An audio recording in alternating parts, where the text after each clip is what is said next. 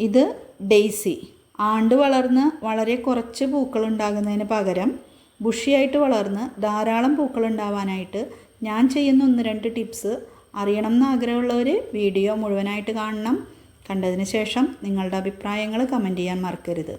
അപ്പോൾ നമുക്ക് ഡെയ്സിയുടെ കഥയിലേക്ക് വരാം. ഡെയ്സിക്ക് സൂര്യപ്രകാശം വളരെ ഇഷ്ടമുള്ള ചെടിയാണ്. അതുപോലെ തന്നെ വെള്ളം വളരെ കുറവ് മതി. ചെടിച്ചട്ടിയിലത്തെ വെള്ളം നല്ലോണം ഡ്രൈ ആയതിന് ശേഷം വേണം അടുത്ത നന കൊടുക്കാനായിട്ട്. സാധാരണയായിട്ട് അതിൻ്റെ താഴത്ത് ഭാഗത്ത് നിന്ന് വേരിൽ നിന്നോ അല്ലെങ്കിൽ അതിൻ്റെ ക്രൗൺ പോർഷനിൽ നിന്നോ ആണ് തൈകൾ പൊട്ടിമുളച്ച് വരുന്നത്. സീഡിൽ നിന്നും ഡെയ്സി മുളപ്പിക്കാറുണ്ട്. സീഡ് പുറത്തുനിന്ന് വാങ്ങിച്ചിട്ട് ഞാൻ മുളപ്പിച്ചിട്ടുണ്ട്. വീട്ടിൽ ഡെയ്സി ഉണ്ടാക്കിയിട്ട് എനിക്ക് സീഡ് ഒരിക്കലും കളക്ട് ചെയ്യാൻ പറ്റിയിട്ടില്ല. അപ്പോൾ നമുക്ക് ഡെയ്സിയുടെ തയ്യെ കിട്ടിക്കഴിഞ്ഞാൽ അതിനെ നമ്മൾ പൊട്ടി മിക്സ് നമുക്കറിയാമല്ലോ, വെള്ളം കെട്ടി നിൽക്കാത്ത നല്ലോണം ഊർന്നു പോകുന്ന എങ്കിൽ വളം അബ്സോർബ് ചെയ്യാൻ സാധിക്കുന്ന തരത്തിലുള്ളൊരു പൊട്ടി മിക്സ് ശരിയാക്കിയിട്ട് നമുക്ക് ഡെയ്സിയുടെ തയ്യെ നട്ടു കൊടുക്കാം. പൊട്ടി മിക്സിൻ്റെ ധാരാളം വീഡിയോകൾ യൂട്യൂബിലുണ്ട്. അപ്പോൾ നമ്മളത് വെച്ച് ഡെയ്സിനെ വളർത്തിയെടുത്ത് കഴിഞ്ഞാൽ ഞാൻ ചെയ്യുന്ന ടിപ്പ് എന്താണെന്ന് വെച്ചാൽ, നമ്മുടെ ഡെയ്സി വളർന്നു വന്ന് അതിൽ നിന്ന് പൂവിടാറാവുമ്പോൾ ഒരു ഭാഗം നീണ്ടുവരും. ആ നീണ്ടുവരുന്ന ഭാഗം ഒരു 8 ഇല 9 ഇലയ്ക്ക് ആയിക്കഴിഞ്ഞാൽ പതുക്കെ നമ്മൾ അതിൻ്റെ താഴെ വെച്ചിട്ട് ഒരു 4 ഇലയോ 6 ഇലയോ നിർത്തിക്കൊണ്ട് അതിൻ്റെ മോൾ ഭാഗം, അതായത് അതിൻ്റെ ടിപ്പ്, ഏറ്റവും മുകളിലത്തെ ടിപ്പല്ല, ഒരു 2-4 ഇല താഴത്തേക്ക് നമുക്കതൊന്ന് നുള്ളി കൊടുക്കാം. അത് നുള്ളി കൊടുത്തു കഴിഞ്ഞാൽ അതിൻ്റെ താഴത്തേക്ക് നിൽക്കണ 6 ഇലയുടെ ഉള്ളിൽ നിന്നും ബ്രാഞ്ചസ് പൊട്ടിമുളച്ച് വന്ന് അത് നല്ല ബുഷിയായിട്ട് വരും. മാത്രമല്ല ആ വരുന്ന എല്ലാ ബ്രാഞ്ചസിലും നിറയെ മുട്ടുകളും ഉണ്ടാവും.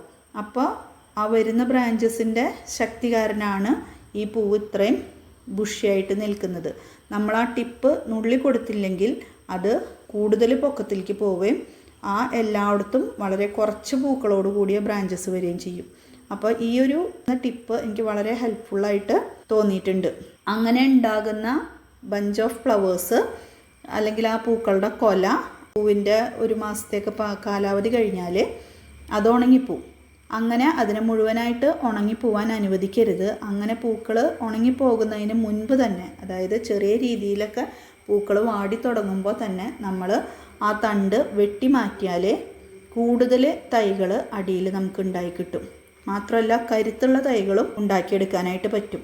നമ്മൾ ആ കൊല വെട്ടാതെ വിട്ട് കഴിഞ്ഞാൽ ചിലപ്പോൾ ആ കൊല ഉണങ്ങണോട് കൂടിയിട്ട് ചെടി മൊത്തത്തിൽ ഉണങ്ങിപ്പോവാനുള്ള ചാൻസ് വളരെ കൂടുതലാണ്. അപ്പോൾ ഈ 2 കാര്യങ്ങൾ ശ്രദ്ധിച്ചാൽ തന്നെ നമുക്ക് ഡെയ്സിയിൽ തൈകൾ ധാരാളം ഉണ്ടാക്കിയെടുക്കാൻ പറ്റും. മാത്രമല്ല നല്ല ബുഷിയായിട്ട് നല്ല ഫ്ലവേഴ്സും നമുക്ക് കിട്ടും.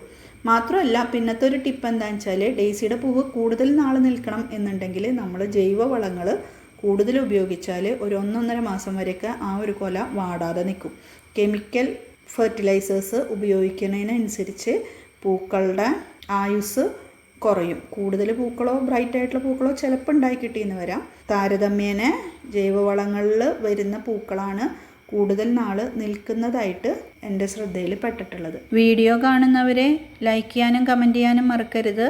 നമ്മുടെ ചാനലും സബ്സ്ക്രൈബ് ചെയ്ത് ഒന്ന് സപ്പോർട്ട് ചെയ്യണേ. നാടൻ വെള്ള ഡെയ്സിയുടെയും വയലറ്റ് ഡെയ്സിയുടെയും തൈകൾ നമ്മുടെ കയ്യിൽ അവൈലബിൾ ആണ്. ആവശ്യമുള്ളവർ വാട്സപ്പ് നമ്പറിൽ കോൺടാക്റ്റ് ചെയ്യാം. ഒരു കാര്യം വിട്ടുപോയി, പോട്ടി മിക്സിൽ മണലോ കഴുകിയെടുത്ത എംസാൻഡോ ഉപയോഗിക്കുന്നത് വെള്ളം വാർന്നു പോവാൻ കൂടുതൽ സഹായിക്കും. നമ്മുടെ ചാനൽ സപ്പോർട്ട് ചെയ്യണ എല്ലാവർക്കും ഒരുപാട് നന്ദി.